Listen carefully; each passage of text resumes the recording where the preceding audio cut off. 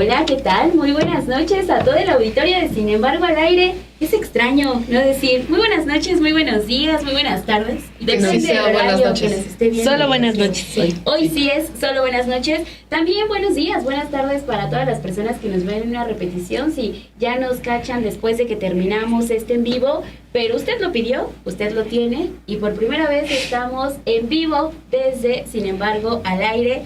Muy buenas noches, ¿cómo estás, Meme? ¿Cómo estás, Alina? ¿Cómo estás, Dani? Estamos cansadas. Tenemos que admitir. Dani me representa. Estamos cansadas. Estamos cansadas, pero este oficio te da una adrenalina en días como estos que dices, hay que hacerlo. Sabíamos lo Entonces, que iba a pasar. Tenemos muchas cosas que comentar. Ya estábamos ahorita fuera del aire con esto. Entonces, pues, yo digo que entremos de una vez. Ya entremos de lleno, porque sí hay mucho que comentar esta noche del martes 1 de octubre.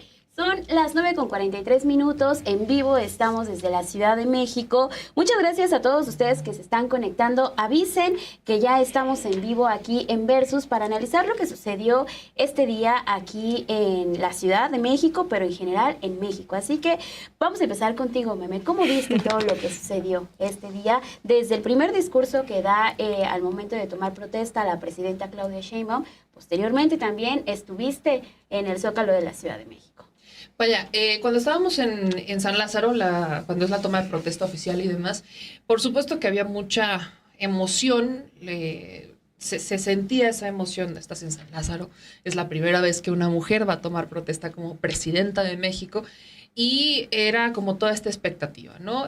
Como datos récords, fueron 350 medios de comunicación acreditados, nacionales e internacionales. De estos 350, al menos 150, hasta la última cuenta que me quedé, eran medios digitales, ¿no? Medios digitales, que también es una representación histórica, porque el comparativo que se hacía con Andrés Manuel es que con Andrés Manuel solamente fueron 20 medios. Bueno. Entonces, de 20 medios digitales a 150. En esta administración, y solamente estamos hablando de los digitales, de los medios tradicionales. Aquí fueron nacionales e internacionales. Entonces, por supuesto que es, entrando como por estos datos, es histórico. En el primer discurso que da Claudia Sheinbaum, digamos que repite lo que había, fragmentos de lo que había mencionado ya en el discurso del Teatro Metropolitano, si no estoy mal fue el 21 de agosto, cuando le dan la constancia, en donde dice, no llegó sola, no llegamos todas. Y ese motivo de discurso que, bueno, a mí sí me emociona demasiado cuando Claudia habla sobre, Claudia, la presidenta, habla sobre las tu mujeres. compa Claudia. Sí, mi comadre, ¿no? Mi comadre, ahorita nos vamos a tomar un café con mi comadre. No, digo, la presidenta, disculpe usted. Sí, la comadre de todas, vamos a decirle. La presidenta, comadre de todas, cuando menciona no solamente a las mujeres históricas, no solamente estas figuras de luchadoras históricas que han tomado parte del avance democrático para las mujeres, pero también habla de estas mujeres que soñaron y que no cumplieron sus sueños. Claro. Habla de las madres que dieron vida y después de darnos vida nos volvieron a dar todo, y esto es completamente cierto.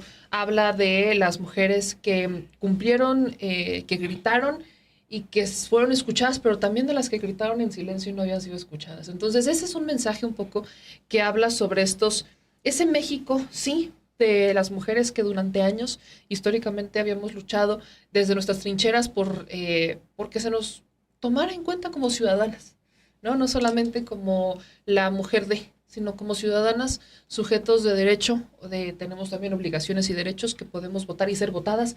Entonces es una lucha que en realidad es muy joven, más o menos la lucha ha de tener como la edad de mi mamá, ¿no? Estamos hablando que si cuando mi mamá nació, apenas se empezaba a votar las mujeres, pues ahora imagínense qué pasa con las mamás de nuestras mamás y las abuelas, que hoy están vivas y que están viendo lo que está pasando, y que algunas te dicen, lo soñé pero no lo creí posible, y otras, quizás las más jóvenes, dicen, sí creí que esto fuera posible, pero no sabía cuándo realmente iba a pasar. Entonces ese primer discurso creo emblemático.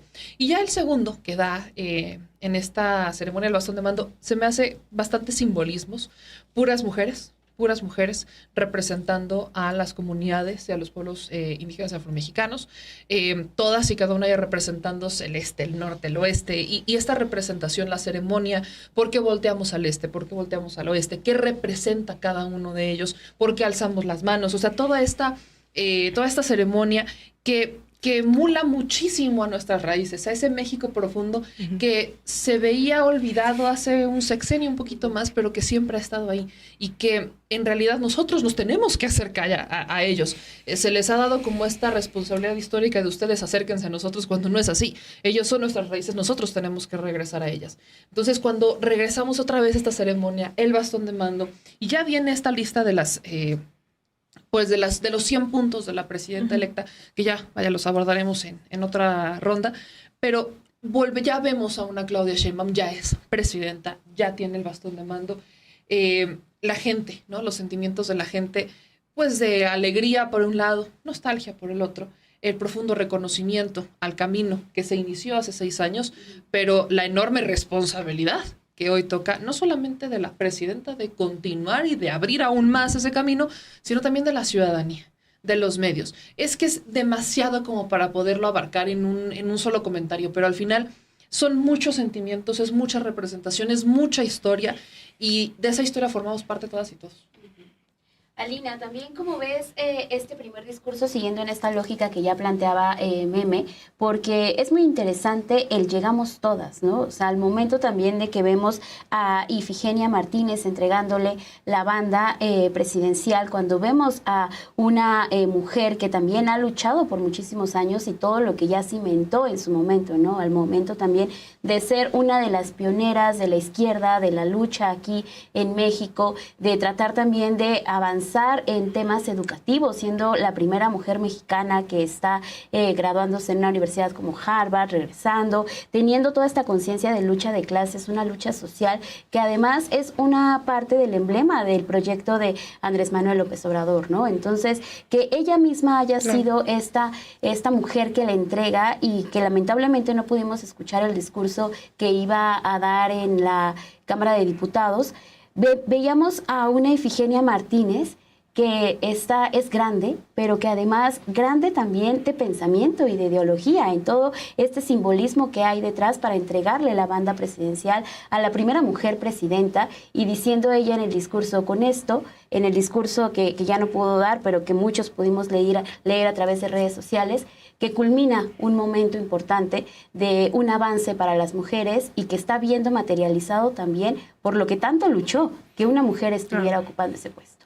Bueno, primero no hay que minimizar, ¿no?, que llegue una mujer a la presidencia. Eso sí es un reto histórico, ¿no? Y sobre todo es el acumulado de muchas de las luchas que se han venido dando en varios ciclos, ¿no? En varias latitudes, y que se ha venido reflejando en diferentes momentos, incluso en América Latina. Hemos visto a presidentas, pues al menos en los últimos, que serán 15 años, 20 años, ¿no? Recién que empiezan a llegar las primeras presidentas en América Latina. Llegó Cristina Fernández de Kirchner, bueno, ahora está Xiomara Castro, estuvo Dilma Rousseff, a quien le dieron un golpe de Estado. Yo no me canso de poner ese ejemplo todo el tiempo, para mal, ¿no? De cuando los pueblos no arropan a sus presidentas y dejan que los medios de comunicación y el poder judicial del que tanto estamos hablando, bueno, ocurren intentos de golpes de Estado, o se materializan, ni siquiera intentos, ¿no? Se materializan esos golpes de Estado. Entonces, esas luchas se han venido dando durante muchísimas décadas, durante muchísimos siglos. Las mujeres han venido jugando diferentes roles de acuerdo a sus sociedades. En algún momento también tenían muchísima importancia, en tanto que se habla de cómo tienen un rol fundamental al pasar de sociedades nómadas, ¿no?, a sedentarias, porque descubren las mujeres al criar a los hijos, a las hijas, que se puede sembrar la tierra, ¿no? Entonces, la fertilidad de la tierra, es decir, y se les y también es importante decirlo, ¿no? Siempre la opresión hacia las mujeres antecede incluso el modelo actual de producción económico que tenemos actualmente. Es decir, el patriarcado antecede al neoliberalismo, al capitalismo en general. Entonces, bueno, es importante que hoy una mujer en un país que se había caracterizado como machista, como misógino, llegue con 36 millones de votos. Eso es impresionante en México y en cualquier parte, lamentablemente, ¿no? Porque sigue siendo sorpresa en muchas latitudes. Y en el caso de México también, yo siempre le trato de poner este apellido porque no es que solo sea tiempo de mujeres, ¿no? Sino que sea mujeres de izquierda. Porque si no le ponemos ese apellido, que es lo que creo que a lo mejor, no sé si no lo sé, no sé por qué no se le pone el apellido. Entonces terminamos comprando a dictadoras como Dina Boluarte, como Yanine Áñez, ¿no? Que nos las vendieron en las portadas de las grandes revistas a mitad de masacres, ¿no? Sea en el golpe de Estado. De ser mujeres, claro, y no se trata de eso. Bueno, una de las grandes mujeres en ese sentido, pues fue Margaret Thatcher, ¿no? Que fue una de las principales que implementaron el sistema neoliberal a escala global. O, bueno, hay un montón, incluso también este feminismo liberal llega a tal grado de que hoy las dueñas del complejo industrial militar en Estados Unidos, la mayoría son mujeres, ¿no? O sea, no es solo tiempo de mujeres, sí se están abriendo brechas. Y a eso voy cuando también escucho esta frase de llegamos todas. Creo que hoy escuchamos a una Claudia puntualizando eso, porque creo que es muy sensible, ¿no? O sea, sí llegamos todas y los vemos en ese sentido histórico, pero lo cierto es que no podemos decir que las mujeres indígenas, las mujeres trabajadoras, las mujeres del pueblo afromexicano, las mujeres, ¿no? O sea, esta frase de Nancy Fraser que dice, sí, se rompe el techo de cristal, pero hay unas mujeres que barren los cristales, ¿no? O sea, hay de mujeres a mujeres en ese sentido. Entonces, a mí sí me parece importante que también se haya comprometido o haya al menos desglosado también que no se trata solo de mujeres en sí, ¿no? En abstracto, sino también que hay un montón de luchas ahí que la anteceden. Entonces, bueno, es muy poderoso, ¿no? Fue muy poderoso desde la primera hora del día, la transición a la medianoche, ¿no? Quienes todavía no podíamos dormir, todavía nos aventamos ahí parte de la transición a medianoche, ¿no? El cambio real de estafeta, el que ya se dijera, ¿no? Y creo que ese fue el tema con muchos medios, no sé ustedes cómo les fue, pero decir expresidente López Obrador fue el reto. Bueno, aquí le dije presidente. Sí, bueno, Claudia le dijo presidente, es un discurso, ¿no? Sí. Entonces, bueno, eso ya lo iremos ahí desmenuzando, pero claro que es histórico que llegue Claudia Sheinbaum a la presidencia. Y además, Dani, ahorita que hablábamos de los retos, de lo que representa también que una mujer feminista, porque eso también hay que decirlo, y creo que cada una de nuestros espacios hemos hecho hincapié en que es una mujer de izquierda, pero también que es una mujer feminista. ¿Qué representa y cuáles son los retos en los cuales va a estar ella? Porque al final de los discursos también mencionaba que va a luchar contra toda esta cultura patriarcal que nos encontramos. Cuidado, meme, que por eso no nos van a prestar el estudio. No vengas a destruir aquí, por favor. ¿Cuáles son estos retos que para la presidenta Claudia Sheinbaum va a representar ser de izquierda y feminista? Sí, es un reto importante, pero podemos ser objetivos, podemos tener ahorita toda la fuerza para decir no va a ser imposible cumplirlo, porque lo hemos comentado, ¿no? O sea, no es que por Claudia hayan votado únicamente mujeres, por Claudia votaron hombres y mujeres, y esa era una tarea en la que muchos no confiaban, o sea, de que no, México es un país machista, no, México no está preparado para ser gobernado por una mujer. Bueno, ya se les demostró el pasado 2 de junio que hombres y mujeres son capaces de votar por una mujer presidenta, ¿no?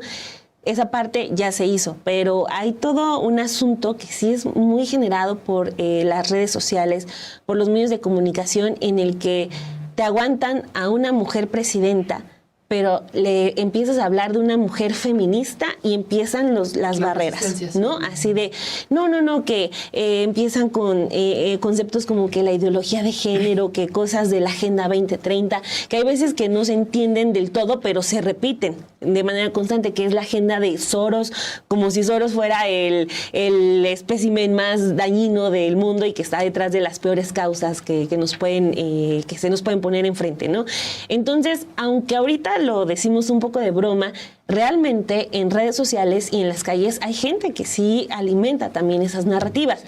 Entonces, aunque tenemos ahorita mucha fuerza por las imágenes y las palabras que le escuchamos a la presidenta, sí se tiene que avanzar en eso. O sea, el ser 100% pedagógicos y decir, en el ABC, llega una presidenta que está hablando del llegamos todas, de una presidenta que dice, tenemos que hacer política para mujeres, no porque se vaya a desproteger a los hombres, en ningún momento va a pasar eso. Ninguna mujer feminista que llegue a un espacio de poder va a decir, los hombres váyanse y arréglense como puedan y hagan su república de hombres, yo solamente voy a gobernar para las mujeres y ya, se acabó.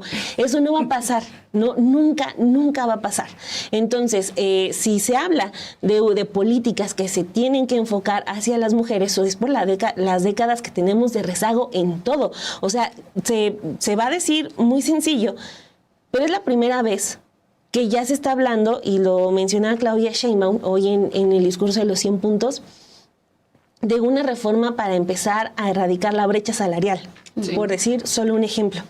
¿Qué pasa cuando hablamos de brecha salarial? Porque habemos muchas que tenemos ya bastante tiempo documentando cómo es una realidad basada en datos, en estadísticas, que las mujeres ganan menos que los hombres. Dicen, no, eso no es verdad. Empiezan las descalificaciones o empiezan los juicios a partir de la experiencia propia, ¿no? En mi trabajo yo gano menos que una mujer, entonces, por lo tanto, lo que tú dices no es verdad. Bueno, entonces, hay que ser lo suficientemente pedagógicos para decir, qué bueno que a ti no te está yendo mal, pero en general los números dictan que sí, las mujeres tienen un rezago. Y no es un asunto de que, ahora se va a priorizar en las mujeres y el rezago lo van a tener los hombres. Tampoco se trata de eso. Justo el sistema patriarcal no solamente tiene como víctimas a las mujeres, sino también a los hombres, ¿no? O sea, al momento en el que nos empiezan a excluir a las mujeres históricamente de los puestos de trabajo, pues obligan a los hombres a que ellos sean el sostén de la familia, nos orillan a todas las familias a la pobreza y pues ni modo, la mujer se tiene que hacer cargo de los hijos porque así es el sistema y el hombre es el que sostiene el hogar y ni modo, te aguantas, querías mujer y querías hijos, ¿no? O sea, esa noción de sistema de familia afecta tanto a hombres como a mujeres. El hecho, por ejemplo, porque es como todo un tejido, ¿no? Me lío con otro punto que también estábamos comentando, que se amplíen los horarios de la escuela primaria. ¿Qué permite eso? Que las mujeres se vayan a trabajar, que las mujeres puedan ser incluso independientes. Claro. Mucho se dice, es que cuando hay un tema de violencia familiar, ¿no? Es que las mujeres tienen la culpa porque se quedan, porque se aguantan.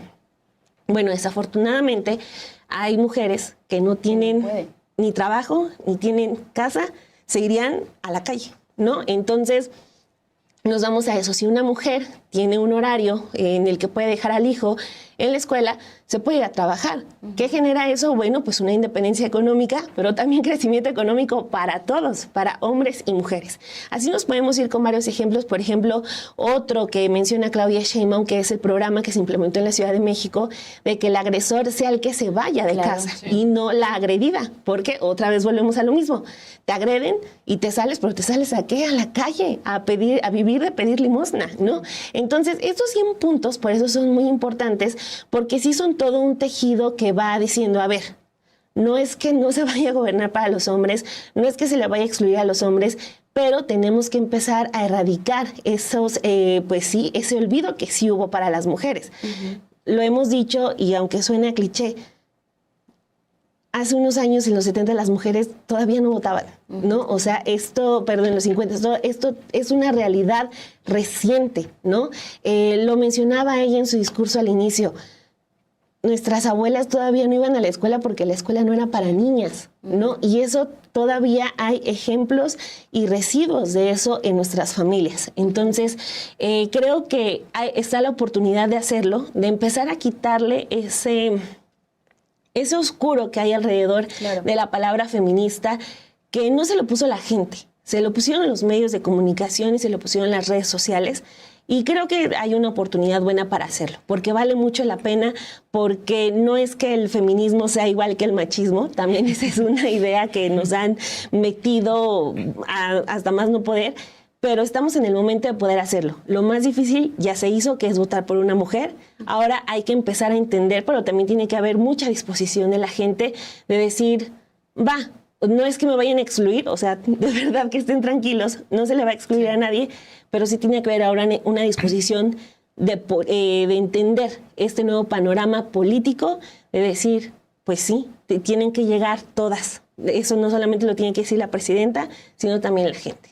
Sí, es muy interesante que todas arrancamos con esta idea del llegamos todas, porque es muy potente, ¿no? La frase que da la presidenta Claudia Sheinbaum y que incluso la da desde este momento el discurso cuando le entregan la constancia en el Tribunal Electoral.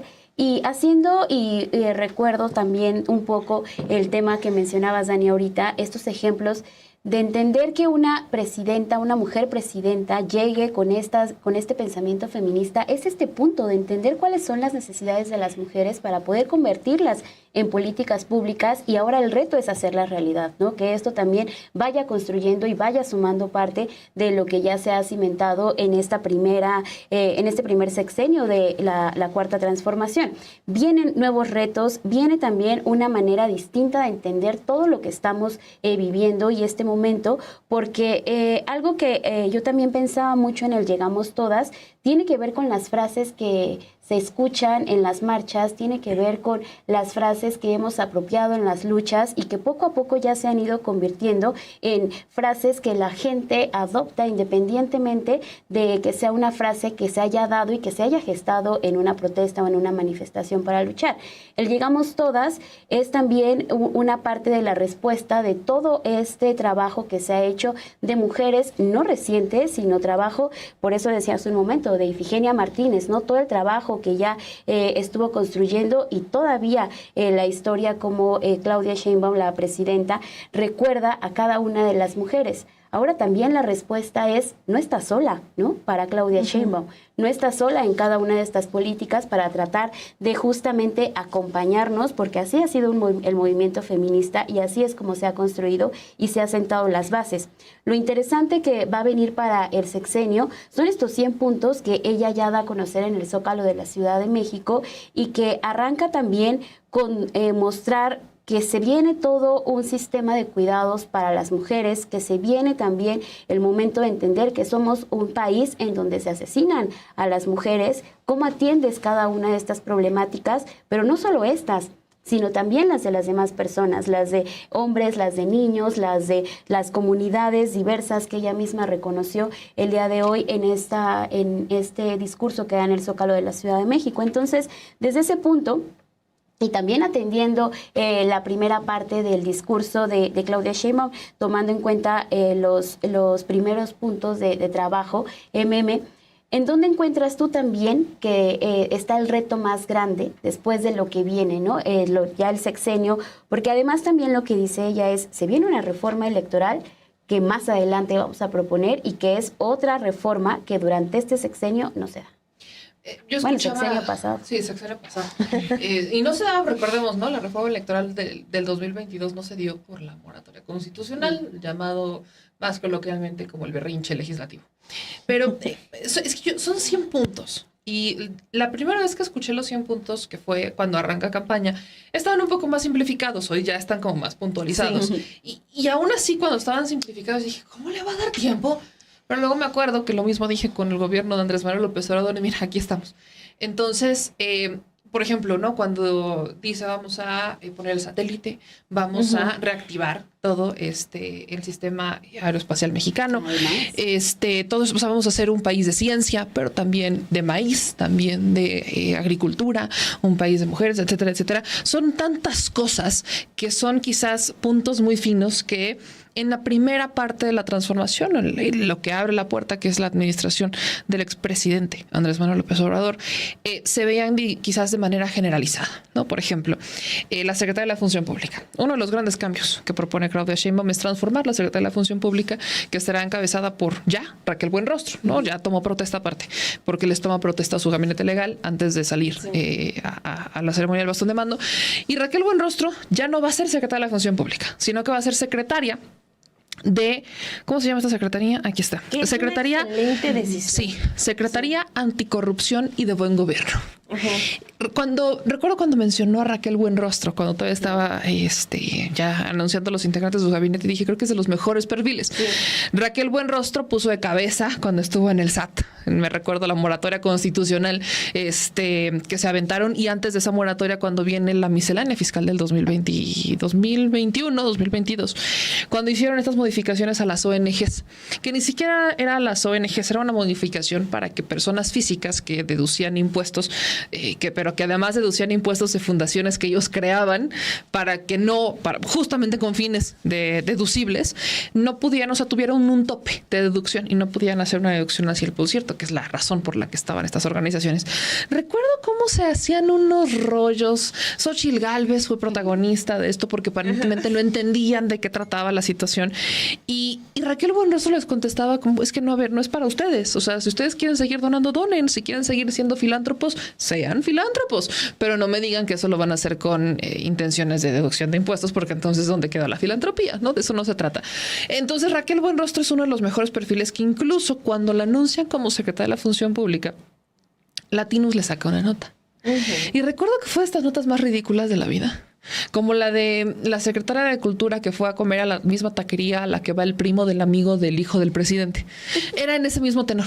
Y era de, es que tenemos un audio donde dicen que Raquel Buenrostro... Y era un audio donde mencionaban que querían hacer un trámite, ya ahora era secretaria de Economía Raquel Buenrostro, y querían hacer un trámite para lo de los polos de desarrollo, y entonces era un empresario como intentándose poner de acuerdo con otro empresario para acercarse con Raquel Buenrostro, y Latinus vendió la nota como si eventualmente fuera Raquel Buenrostro la que hubiera estado organizando a los empresarios para que se juntaran y entonces venderles casi un polo de desarrollo. Y recuerdo haber escuchado la nota, recuerdo haber escuchado leer, dije, hay tantas malas notas de Latinus, pero esta creo que se supera en sí misma.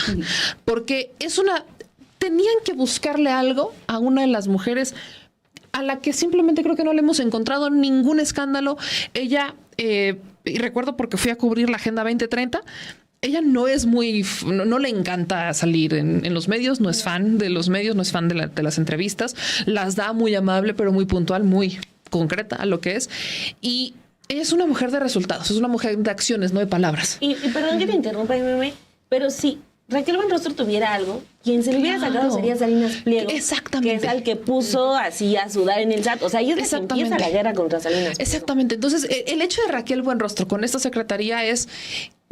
Vaya, si realmente hubiera algo, lo hubiéramos conocido desde que estaba en el SAT. Y el que quisieran inventarle algo hace que todavía sea un acierto mayor, porque sabes que es la mujer ideal para esto. Y esto es muy importante porque algo que todavía no se termina de erradicar es la corrupción. Si bien es cierto que cuando llega el presidente en su esfera principal se hicieron estos movimientos y empiezas a ver, pues sí, menos corrupción. Cuando empiezas a bajar, recordamos el caso Segalmex, ¿no? Que ahí estaba Ignacio Valle, que el presidente dice, otra vez, el expresidente Andrés Manuel López Obrador dice que Ignacio Valle, pues se lo chamaquearon, ¿no? Pero ¿quién queda en ese ínter? Ciertos funcionarios que estaban en Segalmex. Entonces, la corrupción sigue estando en los niveles medio y todavía bajos. ¿A quién le va a tocar hacer esa otra parte de la limpieza? Pues le toca también a la Secretaría de la Función Pública. Ahora se convierte en la Secretaría Anticorrupción y de Buen Gobierno. Entonces, eso creo que es una de las partes medulares. Además, obviamente, del tema del sistema de cuidados. Ahí yo creo que... con ello sí vamos a ver un DIF que funciona. Me preocupa un poco, tengo ciertos temas porque la actual titular del DIF estaba ya en el DIF. La dejó. Exactamente, ¿no? Nuri Fernández. No, a Nuri la manda a Cipina. A Nuri la manda a Cipina, y la que estaba como en la Procuraduría General de la Familia es la que actualmente sube al DIF. Okay. Entonces, digamos que la estructura se queda más o menos igual, ¿no? Se queda más o menos igual. Entiendo, y yo así lo entendí con la administración de Andrés Manuel López Obrador, que el DIF, pues prácticamente se absorbía con los programas sociales, con la Secretaría del Bienestar. Pero en realidad no es así, porque tienes muchas otras cosas que dependen, como justamente del sistema de cuidados, los niños, recordamos, ¿no?, las cruzadas contra el hambre que se hicieron, que fallaron, en vez de quitar hambre, dieron hambre. Entonces, esa justamente dependencia en DIF sí tiene varios temas muy pendientes. Y cuando veo que queda más o menos la misma estructura, tengo algunas dudas sobre cómo va a funcionar. Igual y con ella teniendo ya un sistema de cuidados, como promoviendo leyes, reformas, iniciativas, y empieza a funcionar. Pero creo que valdría la pena también tenerlo como en mente, pensando que ella misma dijo que el 2025 iba a hacer ciertos cambios, porque vienen ciertos movimientos. Y mi duda es justo con el CIPINA, porque el presidente López Obrador mencionaba que el CIPINA no funcionaba y que lo iba a desaparecer como uno de estos organismos paralelos, que eventualmente el CIPINA tiene unas muy buenas intenciones, pero en cuanto a funcionalidad, pues son los mismos que están integrando eventualmente otras áreas. Entonces pareciera que sí es uno de estos órganos paralelos, de gobierno paralelo, y volvemos, ¿no? Como esto de cómo va a funcionar. Tengo varias dudas, pero obviamente no podemos decir ahorita mucho hasta que veamos cómo empieza a funcionar. Pero veo buenas luces, veo muy buenas luces. Vaya, insistimos con los programas sociales. También menciona la reforma de las 40 horas, que qué bueno que la menciona, pero yo le pasaré la estafeta a Lina. Sí. Exacto, porque por dejarlo para que pueda darle turno. Y le voy a agregar Todo el poder a los soviets.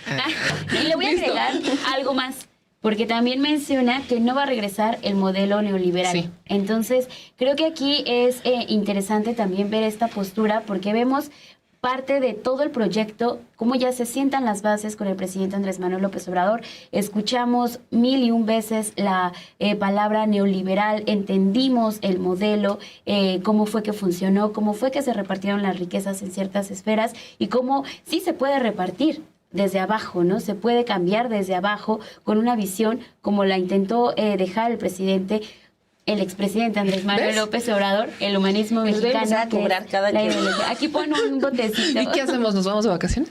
No, es para mí. Es para estás gastando. Sí. No estás viendo dónde va a ¿Estás ir. viendo aquí? Bueno, a ver, la presidenta Claudia Sheinbaum se pregunta, ¿no? Y lo dice en el Congreso, habría que preguntarnos cómo es que con los recursos que se tenían se disminuyó, se sacó a 9.5 millones de personas de la pobreza, cómo sin endeudarse, ¿no? O sea, esas son las preguntas que tendríamos que estar revisando, pero que a mí me parecen insuficientes y a mí sí me gustaría decir, ¿no? Lo que vimos, y voy a rescatar el resto del sexenio, las propias palabras del expresidente López Obrador, que estos eran los cimientos de la cuarta transformación. Es decir, estamos hablando de que la transformación tal y como la conocemos hoy tendría que ser el piso mínimo, ¿no? Y hay una agenda de algunas reformas que se establece, pero el techo está todavía muy lejos y está en el horizonte. Revertir cerca de 30 años de un modelo rapaz, ¿no? El capitalismo llevamos más, pero de su fase neoliberal en México arranca en los 80s con los acuerdos, ¿no? De libre comercio y después se materializa con mayor fuerza el 1 de enero del 94. Es muy difícil, ¿no? Que en 6 años pudiera recuperarse la industria nacional, que se acabara con la dependencia en ciertas áreas de importaciones, ¿no? La relación que es tan...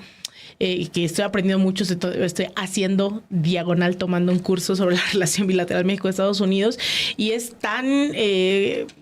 caótica, tan diversa la relación con un Estados Unidos, que obviamente en 6 años sí se hizo, pero no es, digamos, el que se acabó el neoliberalismo. Yo sé que el presidente López Obrador, el expresidente López Obrador, pone, ¿no? Ahí y parte de los grandes éxitos de esta administración es lograr instaurar también ciertas narrativas, lenguaje, dar una disputa ideológica, y una de ellas es: se acabó el neoliberalismo, ¿no? Pero en lo material y en lo concreto, pues el neoliberalismo no se acaba por decreto. Entonces sí hay medidas antineoliberales. Una de las características, y lo he hecho muchas veces en esta mesa, del neoliberalismo es que se suele ampliar la jornada laboral, se disminuye el salario mínimo, y lo que vimos ahora fue que se amplió el salario mínimo, se acabó con el mito de que iba a venir una inflación desastrosa que a nadie le convenía. Bueno, se incrementa el ingreso popular no solo a través del salario mínimo, sino de los programas de redistribución de las riquezas del Estado, que son estos programas sociales convertidos en derechos sociales. Vemos la recuperación de los recursos naturales, de las playas, ¿no? O sea, todo eso que se desmanteló durante los gobiernos de Zedillo, de Salinas, de Miguel de la Madrid, de Vicente Fox, de Enrique Peña Nieto, etcétera, etcétera. Lo vemos, ¿no? Que se recupera el litio, se busca recuperar la industria eléctrica, se opta nuevamente por una soberanía energética, se adquiere Deer Park para que, pues entonces, ¿cómo es que producimos tanto petróleo petróleo, ¿no? Lo mandamos que nos lo refinen y nos los vendan al triple. Entonces se adquiere Deer Park. Es decir, sí hay un montón de esas cosas que no son suficientes a la luz del desmantelamiento del Estado mexicano, porque también en otras administraciones se nacionalizó la industria eléctrica, ¿no? Durante el priismo. En otras administraciones se trató de recuperar también ciertas partes que estaban establecidas en la Constitución. Entonces, digamos, eventos así son insuficientes, porque también el PRI hizo varias de esas cosas, constituyó esto que hablábamos en alguna mesa, ¿se acuerdan del PRI de las instituciones, no? Eso era lo que teníamos que rescatar del PRI. Bueno, es decir, se consolidan unas instituciones, se desmantelan otras. Durante este sexenio hay mucho simbolismo, hace falta también una tecnificación y profesionalización de la gente en el quehacer, ¿no? Y que también eso tiene que ver con si se profundiza o no esta transformación ideológica, porque también mucha gente es como sí, la austeridad republicana, sí, no es un lugar de cargos, ¿no? Pero entonces el horizonte siempre es ser diputado, el horizonte siempre es ser senador. Entonces, bueno, todo esto para decir que lo que hoy plantea la presidenta de la disminución de la jornada, a mí no me fascina, ¿no? El cómo lo dice, porque pues estamos aprobando, ¿no? Las reformas que se quieren, porque se tiene el quórum, porque se tiene, y pugnamos por eso y salimos a la calle, informamos a la gente diciéndole hay 20 reformas, y yo sí salí a la calle y le dije a la gente, se va a aprobar la reforma a la vivienda, ¿no? Que el Estado nuevamente construya vivienda, y hoy lo propone la doctora, que se van a construir 1 millón de viviendas en el sexenio, y espero que sea así. Clara Brugada también ha propuesto un sistema muy similar en la Ciudad de México para jóvenes, para las comunidades excluidas, ¿no? Y yo salí a decirse, una de las propuestas es que se va a disminuir la jornada laboral de 48 a 40 horas. Hoy las y los mexicanos, por obligación, tenemos el deber de trabajar 6 días a la semana, 8 horas al día. Tiene que disminuirse. Si estamos en un modelo antineoliberal, tenemos que disminuir sí o sí la jornada laboral. Y lo que plantea la presidenta es, lo vamos a debatir, ¿no? O sea, vamos a hacerlo gradualmente, paulatinamente, si no mal recuerdo es la palabra que utiliza. Y pues sí, son 6 años. O sea, le da un plazo muy largo. Sí, 6 años es mucho para la gente que no ve a sus hijos, no ve a sus hijas, para la gente que tiene doble, triple jornada laboral en este país, para la gente, o sea, es decir, sí tenemos que apresurar ciertas medidas, y una de ellas es esa. Y esa yo sé que no va a ser fácil, porque los grandes poderes fácticos en este país, los grandes empresarios, los Salinas Pliego, los Germán Larrea, han incrementado también su fortuna. O sea, cuando dicen por el bien de todos, primero los pobres, es una realidad que es indiscutible, me parece, pero también dejamos de lado que a los ricos también les fue muy bien este sexenio, y tienen el mismo poder, ¿no? Que había sido rebatido o contenido por una figura con autoridad moral, con un montón de cosas que era Andrés Manuel López Obrador, que ahora entre la misoginia, que yo creo que se va a desatar mañana a primera hora, ya lo habíamos venido pero viendo. Va a venir más fuerte. Claro, yo creo que la escalada va a ser brutal, y que ahí es en donde se va a poner a prueba, ¿no? Con eso cierro, lo prometo, se va a poner a prueba si realmente se sentaron los cimientos de esa cuarta transformación, que van a tener que darse a conocer, y se va a poner a prueba en la gente que nos está escuchando, si está dispuesta a realmente salir y defender su proceso, en exigirle ese proceso que se disminuya la jornada laboral, en estar tuiteando, en estar comunicando, en estarse organizando en comités de base, en estarse formando políticamente. Así que yo creo que mañana nos amanecerá, ¿no? Con más retos que promesas. Sí. Solo añadiría rápidamente que sí salta una especie de, ¿qué podremos decirle? Contradicción. O sea, que, por ejemplo, la reforma del Poder Judicial, esa sí se haya defendido así de no, nada de diálogo ni consenso, esa va. Y con la reforma de las 40 horas sí se hable de que se tiene que dialogar, ¿no? De que se tiene que ir paulatinamente.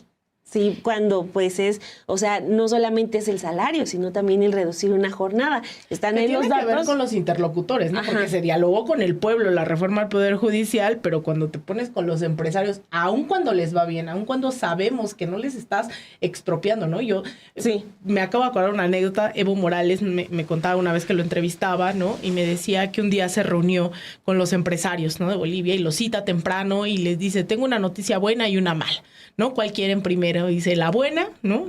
Todos dicen, sí, la buena. Y dice que no los vamos a expropiar, ¿no? Ay, qué La chido. madre Respiraron le toca tranquila, pagar, ¿no? Más impuestos que le toca. Entonces, claro, cuando el interlocutor es alguien tan monstruoso y poderoso como estos empresarios, que Andrés Manuel los describió en su momento como esa mafia en el poder, Mafia ¿no? en el poder. Siguen teniendo mucho poder. Pero justo con el tema de las 40 horas, o sea, tenemos que partir de la base. Hay gente que ni siquiera trabaja 48, trabaja mucho más de las Sí. 48, ¿no? Además, en México se trabaja mucho y se gana poco. Son las dos Exacto. cosas. Es que el argumento, por ejemplo, el de Carlos Slim y de muchos otros empresarios es que entre más trabajas, mejor te va. Y digo, pues que depende, ¿no? Y luego Carlos Slim, digo, empresario, y sí, lo que tú quieras, suma y invierte, todo, bájalo, todo maravilloso. Mucho mejor que Salinas Pliego, sí. Pero me dicen, no, luego, es que ¿por qué vamos a jubilarlos, no? Mejor los jubilamos cuando sean más grandes. Cuando ya no pueden ni moverse. Y yo así ¿no? de, bueno, ojalá todos los adultos mayores pudieran jubilarse de mayor edad ganando lo que gana Carlos Slim, porque desde ese sueldo y desde ese trabajo, por supuesto, como de que no, ¿no? Sí, y también lo que platicábamos en el versus pasado, que por haciendo aquí propaganda, lo puede encontrar en Estudio B, porque hablábamos de todos los mitos que cayeron en este sexenio de Andrés Manuel López Obrador, ¿no? Del expresidente, porque uno de esos temas tenía que ver también con darle más derechos a la ciudadanía, de reconocer que sí trabaja mucho y que poco a poco se ha ido avanzando, ¿no? Subir el salario mínimo, que también es parte de lo que hoy menciona la presidenta Claudia Sheinbaum, de continuar con la meta. Y como decía Salina, se está cimentando apenas, es la base para seguir construyendo, y es por eso también que le llaman el segundo piso. Lo que sucede, y a mí lo que también me deja esta jornada que vivimos y la jornada del 30 de septiembre, porque van muy, muy de la mano, es ver cómo se despide el expresidente Andrés Manuel López Obrador, cómo reciben a la presidenta Claudia Sheinbaum y cómo también la gente sale y entiende cada uno de estos temas que estamos tocando. Todo lo que ya se trabajó en este momento para que justo entiendan que tienen que gritar y pedir que venga la reforma de las 40 horas, ¿no? Entonces, la leycilla, que se siga avanzando en cada uno de estos temas, y que también ahora tiene una carta muy poderosa Claudia Sheinbaum, que es la que tiene una mayoría que no se había visto y que no tiene las mismas cartas con las cuales jugó el expresidente Andrés Manuel López Obrador. Entonces, en ese sentido, ¿cómo también avanzar? Ya lo tomabas ahorita un poquito, Dani, al momento de decir, se le dio prioridad, y eso también fue parte de el último tramo del sexenio del expresidente Andrés Manuel López Obrador, de pasar 3 reformas que le había costado. 2, una de ellas tiene que ver con la reforma al Poder Judicial, la reforma de los pueblos originarios, que también reconocer a cada uno de las culturas que hay en estos pueblos originarios, y también la que tiene que ver con la Guardia Nacional. Pero ¿en dónde quedan entonces también cada una de estas reformas que tienen que ver con la sociedad inmediata, ¿no? Que las han exigido y que esta carta la podría jugar muy bien la presidenta Claudia Sheinbaum? Sí, creo que la gran diferencia es que hace 6 años estábamos como todos expectantes de lo que podría pasar y de lo que podría hacerse realidad. Un caso muy básico, por ejemplo, la apertura de Los Pinos, ¿no? O sea, así como de, caray, si uno se iba a poder entrar ahí donde se dormía la gaviota o cosas así. Pues sí, o sea, se hizo, y 6 años después ya es un lugar en el que puedes ir a pasar tu fin de semana, ¿no? Y entrar a donde dormía la gaviota. ¿Dónde cocinaba? No cocinaba. No creo. No, o sea, cositas así, ¿no? Claro. Hace 6 años estábamos así como ¿de verdad va a hacer conferencias de prensa diaria a las 7 de la mañana? ¿De verdad ganó? Así, No, de verdad sí, me sí, respetaron, de verdad me respetaron el triunfo, ¿no? Sí. Así, de verdad. Híjole, no. O sea, estábamos como ¿Esto es real? más en la expectativa, Claro. y ahorita ya estamos en un entendimiento compartido, ¿no? O sea, lo que hemos señalado de que la gente ya te maneja, y así como cualquiera de nosotros tendría que hacerlo, te maneja lo de mayoría calificada y cómo es que se aprueba. Hasta luego nos los corrigen. pasos, ¿no? Ajá, Eso, los pasos gracias. de primero diputados, luego senadores, esto y aquello, y ya después se promulga en el DOF, ¿no? O sea, ya, eso ya estamos como en un asunto más operativo, junto con toda la gente, todos. Entonces creo que eso se ve reflejado hoy en los 100 puntos que presenta Claudia Sheinbaum, Claro. ¿no? Porque creo que si parto de decir que hay un entendimiento de todos del momento en el que estamos, hay un entendimiento de lo más necesario, ¿no? O sea, por ejemplo, lo que más revuelo causó es esto que estábamos comentando, de que Claudia Sheinbaum como que sí da un paso para atrás en este asunto de las 40 horas, porque la declaración anterior era que no iba a ir. O sea, Suena de hecho, como de, vamos a platicarlo. lo reforzó incluso Monreal, Sí. que dijo no es prioridad. Gerardo Fernández Noroña dijo, nadie está pidiendo en las calles una reforma por una jornada de 40 horas, cosa que es por completo falso. O sea, sí se estaba como todo acomodando para decir, no va a ir, ¿no? Ya hoy, aunque no nos guste, al menos a mí no me gusta la palabra paulatinamente en el sexenio se irá logrando, al menos ya está. Otro un punto. compromiso. Es un compromiso. Que hay que presionar. Sí, y en las calles. Claro. Porque sí ha habido presión en las calles, eso para Gerardo Fernández Noroña. Pero me iría con otros asuntos. El tema de salud, que es muy, muy, muy importante. O sea, yo también, de eso desde mi perspectiva, todavía fue muy desafortunado que el presidente el 1 de septiembre pues dijera, aunque después dijo que era un poco de broma, no me pareció ni de broma, correcto que dijera que si el servicio de salud de México era como el de Dinamarca, ¿no? O mejor, ¿no? O sea, ni de broma, yo al menos eso lo digo en una perspectiva personal. No me pareció porque, pues, al mismo tiempo que lo estás diciendo, mucha gente está padeciendo un sistema de salud que no es ni siquiera el mínimo decoroso, ¿no? Para mucha gente, entonces, pues, suena una mala burla. Entonces, creo que en las palabras que da Claudia Sheinbaum el día de hoy se nota como ese integrar cuestiones que estaban hasta fuera de la agenda del presidente Andrés Manuel López Obrador. Por ejemplo, el sistema de cuidados jamás formó parte, y eso forma también parte de un sistema de salud, nunca estuvo en la agenda del presidente López Obrador. Entonces, bueno, ahí te vas como, pues vamos a empezar a entrarle a eso. Lo del plan para los primeros 1000 días de vida, que bueno, ahorita por mi condición personal me hace mucho sentido, obviamente. O sea, de que las mujeres embarazadas puedan tener atención los primeros 1000 días, los primeros 1000 días, ¿no? O sea, porque ahorita uno va al IMSS y pues todavía te enfrentas hasta con violencia obstétrica, ¿no? O sea, eso sigue pasando. Entonces, empezar a decir, pues necesitas atención médica desde los primeros 1000, de esos primeros 1000 días de tu bebé, pues es empezar a meter cosas en la agenda que son importantes, ¿no? Que deberían estar ahí y que ninguno de los expresidentes, incluido el expresidente Andrés Manuel López Obrador, lo habían tenido en cuenta. Entonces, al menos que lo esté nombrando, que lo esté incluyendo, regresando, saliéndome del sistema de salud, me puedo ir a otro caso que es lo de ya integrar a los trabajadores, a los repartidores de aplicaciones para que sean merecedores de derechos laborales. O sea, también es un asunto que en el mundo allá hay sindicatos de repartidores que están exigiendo sus derechos. Aquí pues tenemos un problema de sindicatos terrible, es muy difícil. Pero sí hay un sindicato de repartidores de aplicación. Es muy difícil que los sindicatos cobren realmente fuerza, pero hay intentos de organizaciones para decir, oigan, nos están maltratando estos que nos llaman socios y que llamándonos socios se libran de darnos lo básico, ¿no? Entonces, son cosas que valen mucho la pena, aunque sea nombrarlas. Lo del Estado de México, también como mexiquense me encantó. O sea, que ya sea... La zona oriente.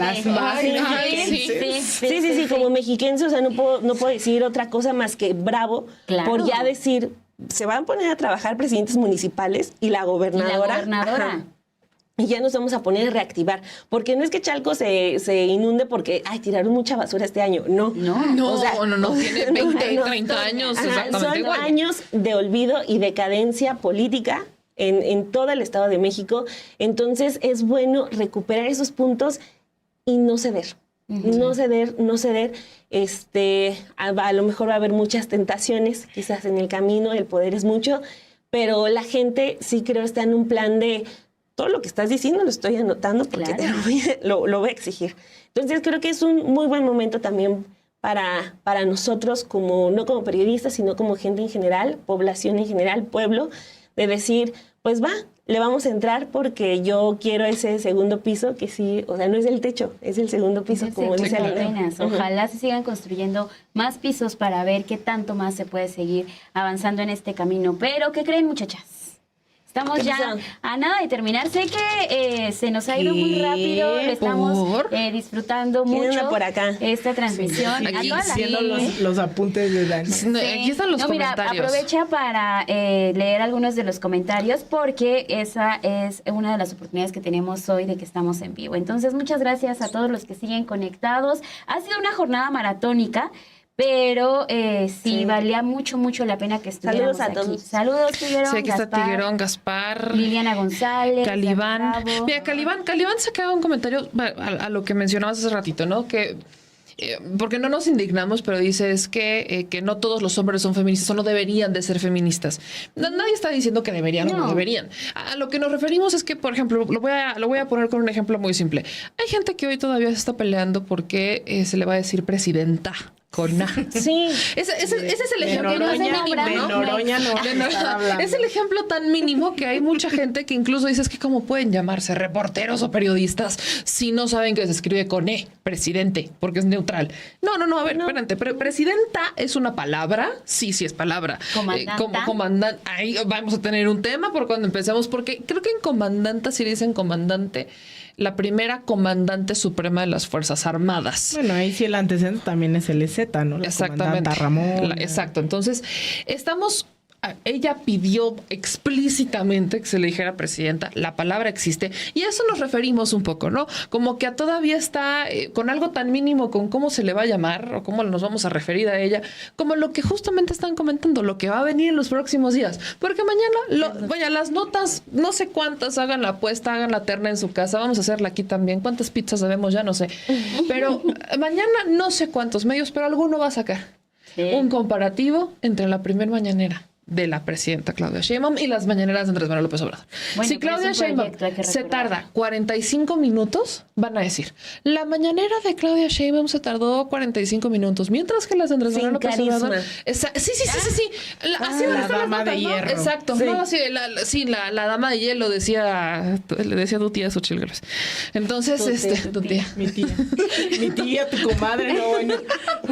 Oigan, O sea, sí. eso es justo a lo que nos referimos, como ese tipo de comentarios que lamentablemente siguen pasando y que además, y yo mencionándolo también, a las mujeres se les pide que demuestren que Doble. pueden, cuando a los Triple. hombres realmente Cuádruple. nunca se los exigimos, ¿no? Sí. Sí, no, en eso sí se sigue la comparativa y creo que no terminamos, ¿no? Sí. No vamos a terminar. Entonces, ya por último, un breve comentario, chicas, que también habíamos acordado hablar sobre... Hoy vimos ya las últimas imágenes del expresidente Andrés Manuel López Obrador, donde pongo... Yo voy a poner mi monedita. botecito de Ajá. 5 pesos cada que le digan presidente. Yo traigo la cajita. ¿Cuál es la reflexión que haces, Meme? Termina una era, termina. Sé que es difícil porque hay mucho que decir, pero seamos un poco breves porque ya Pero todas... contrólate, Meme. Contrólate, Meme. Contrólate. Gobiérnate. Exacto. No, es que se cree mucho porque le hizo la última pregunta Ah, sí. al No, expresidente. ojalá No. hubiera tenido la Todo oportunidad. mundo. Ojalá hubiera tenido Por la favor, oportunidad no. ya como de pasar a la última, pero bueno, al final no se pudo, etcétera. No, pero sí le hiciste tú Pero la última esa pregunta. creo que, vaya, el presidente en la respuesta que le da a Dalila vuelve a demostrar esa resistencia, ¿no? Como de vienen otra vez, y vienen otra vez, y vienen otra vez, pero aquí sigo y resistí y seguiré resistiendo hasta el último momento, hasta el último minuto de mis días. Pero estamos hablando de una reflexión, estamos hablando de un presidente que deja muchas enseñanzas, muchos aprendizajes, que puedes estar o no de acuerdo con él, pero te dejó una lección o aportó algo a tu vida. Entonces, que su último mensaje haya sido dedicado al pueblo, que esa última respuesta haya sido dedicada al pueblo, cuando dice que su mayor aprendizaje como presidente fue que el pueblo de México es amoroso, que es extremadamente amoroso, y que ese mensaje a los políticos que es quieran mucho al pueblo, y si no les alcanza con querer al pueblo, al menos no lo ofendan, respétenlo, no lo ningunen. Ese es el emblema de Andrés Manuel López Obrador.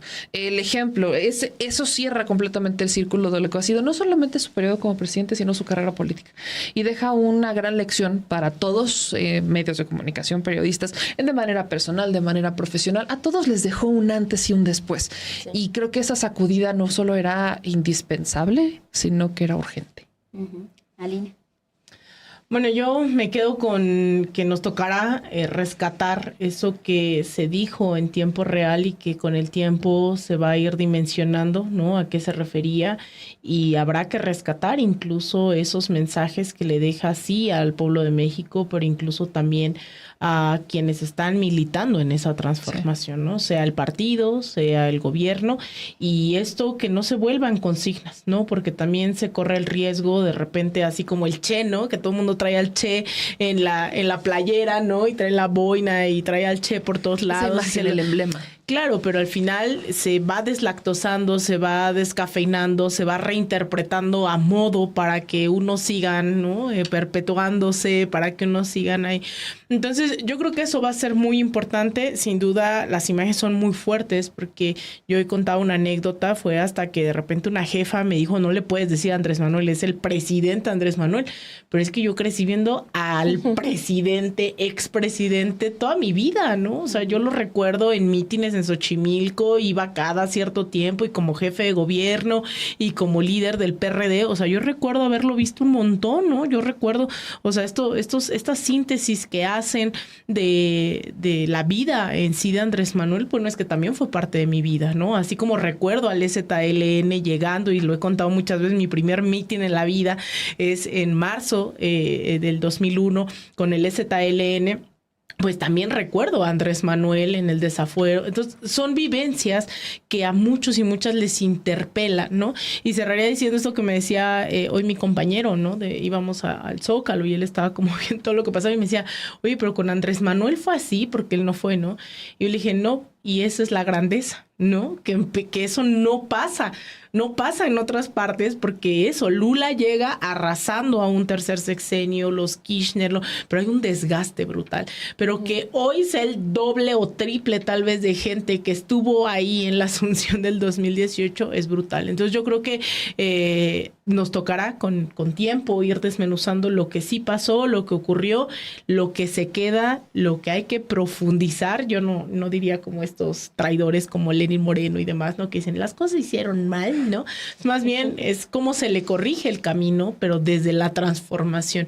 Entonces, pues bueno, ya le tocará a la audiencia, ya me aventaré ahí los comentarios de todos y todas a ver cómo les tocó hoy, porque la chilladera fue la constante en todos los espacios que me paré hoy, sean los medios públicos, ¿no? Sean, yo veía y los comentarios de la gente, y que si el tweet, y que si, bueno, no se diga hoy en el Zócalo, ¿no? Pero fue tremendo. Entonces, a ver qué pasa. Sí, mi hermana también me escribió hoy temprano y dice, ay, es que lo sientes tuyo, ¿no? O sea, claro, porque te acuerdas de esas marchas del desafuero, que íbamos bien chiquitas, pero ya estabas ahí gritando, no al desafuero y todo esto, o sea, y luego al siguiente año yendo a asomarte al plantón y así de ver todo esto, y ya porque, o sea, la figura de López Obrador no se limita a los últimos 6 años, ¿no? Por eso creo que el momento, al menos del día de hoy, que más retrata este fin de una era, porque ya cuando se va, o sea, ya estaba también todos amontonados con Claudia Sheinbaum, que para la selfie se me hizo una exageración por parte de los diputados, que todo el mundo quería ahí la foto con la presidenta. Ya ni siquiera se alcanzó a ver la salida de Andrés Manuel, pero fue así como de, oye, es que aunque no lo están enfocando, ya se va. O sea, sí fue como impactante. Pero creo que la figura que recupera Claudia Sheinbaum es muy atinada con esta frase con la que él cierra su discurso del desafuero en ese mismo lugar, en la Cámara de Diputados, en abril del 2005, donde dice, ustedes a mí ya me juzgaron, a ustedes ya les dijeron que me tienen que quitar el fuero, entonces ya no espero nada. Pero recuerden que a ustedes y a mí falta que nos juzgue la historia. Y que el hecho de que Claudia Sheinbaum haya recuperado esa frase y que le haya dicho, y ya te juzgó, porque sí es un presidente que cierra con más apoyo del que con inició, ¿no? Entonces, creo que le da su lugar importante en el evento del día de hoy. No era para menos, aunque todo el mundo esté diciendo que es necesario que Claudia Sheinbaum se haga a un lado de la figura de Andrés Manuel. No va a pasar.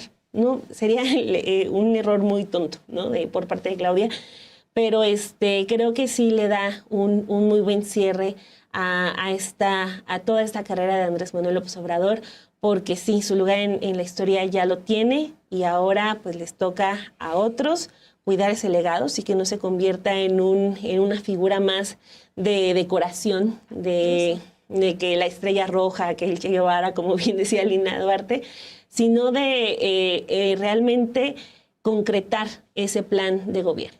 Sí, hay algo también con lo que me quedo de el ciudadano expresidente Andrés Manuel López Obrador, es también esa forma de que justo ustedes recuperan esas protestas que vivieron, todo lo que se vivió, pero hay mucha gente, muy probablemente aquí en el chat, que cuando se hablaba del desafuero, tenían una muy mala percepción de Andrés Manuel López Obrador. Sí. La campaña que realizó la semana pasada era el loquito que se puso la banda de presidente legítimo. Pero que se la puso Ifigenia, además, en el 2006. Además, en 2006. No, se la puso Rosario, ¿no?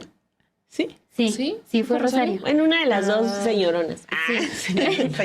Pero justo es eso, ¿no? O sea, cómo logró crear esta idea de decir, hay otra manera de gobernar. Me intentaron generar una idea a través de los medios de comunicación. Toda la oposición no se dio cuenta del personaje que le estaban ayudando a crear a el expresidente Andrés Manuel López Obrador, y eso es parte de lo que recupero y con lo que me quedo, y por lo cual también entiendo que se muere una era, ¿no? Termina esa etapa del luchador social, de la persona que salió a comer descalzo, incluso en algunos pueblos, en algunas zonas en las que fue difícil acceder. Todo ese camino se vio reflejado y mucha gente por eso entendemos por qué se siente con ese ánimo de tristeza, por qué tiene todavía ese pensamiento de necesitamos que regrese Andrés Manuel López Obrador. Entonces, con eso me quedo, con estos dos mundos que la oposición intentó destruir, intentó poner una barrera, y que ahora vemos